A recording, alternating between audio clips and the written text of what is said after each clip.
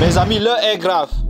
Ce lundi 18 novembre 2024, les agriculteurs français sont à nouveau dans la rue. Un mouvement de protestation des agriculteurs organisé dans toute la France. L'acte 2 de la mobilisation du monde agricole a donc commencé. Le mouvement est pour l'instant uni, mais les revendications sont multiples. Éléonore Paillereau et nos équipes en région. Il y a une heure, un grand feu de la colère allumé près d'Albi. Première étape d'une crise agricole qui reprend. Ça fait que recommencer. Et on ira chercher ce qu'on veut. Et on ira et on continuera. Plus tôt, en fin d'après-midi, les agriculteurs du Tarn arrêtent les camions qui pourraient transporter de la marchandise étrangère. Après ce reportage de TF1, vous pouvez voir en image comment plusieurs autres chaînes, les plus suivies et les plus commentées au monde, ont titré sur la question.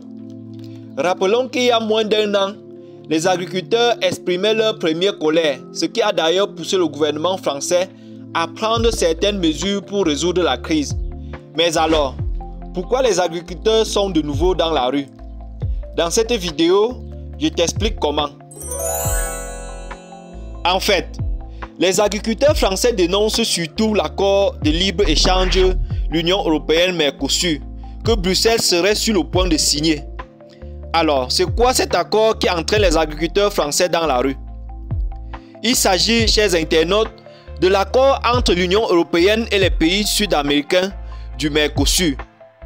Ces pays sont l'Argentine, le Brésil, le Paraguay et l'Uruguay. Plusieurs chaînes les plus suivies et commentées en parlent.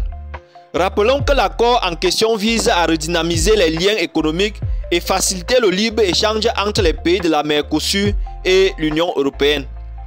Les agriculteurs manifestent donc contre les nouvelles normes qui vont permettre d'ailleurs à ces pays d'exporter les produits alimentaires tels que le poulet, le bœuf, le miel, le sucre et bien d'autres, et ceci sans payer les droits de douane d'Europe. Ça, c'est grave. Les pays de l'Union européenne auront donc cette facilité d'exporter divers produits industriels, notamment dans les domaines de la chimie, de la pharmacie et de l'automobile. Alors, que dénoncent les agriculteurs français? Les agriculteurs français dénoncent alors une concurrence déloyale et les risques de santé publique pour les consommateurs. Ils manifestent avec des centaines de tracteurs devant les préfectures et sur les routes de France. Plusieurs chaînes en parlent. Les agriculteurs français dénoncent des revenus très faibles et exigent un revenu décent. Ces dernières années, une inflation des prix de l'énergie, des engrais et des aliments pour bétail a affecté considérablement les rendements, mettant en mal le secteur agricole. Les agriculteurs ont donc besoin d'aide, spécialement du gouvernement français pour stabiliser ses revenus. Cette colère des agriculteurs européens revêt des situations de détresse et de souffrance d'origine diverses que vive le monde agricole, que ce soit sur les revenus, comme nous l'avons si bien dit, que sur des conditions de travail. Les normes de l'accord critiqué exigeraient les mêmes conditions sanitaires et environnementales aux producteurs européens et sud-américains.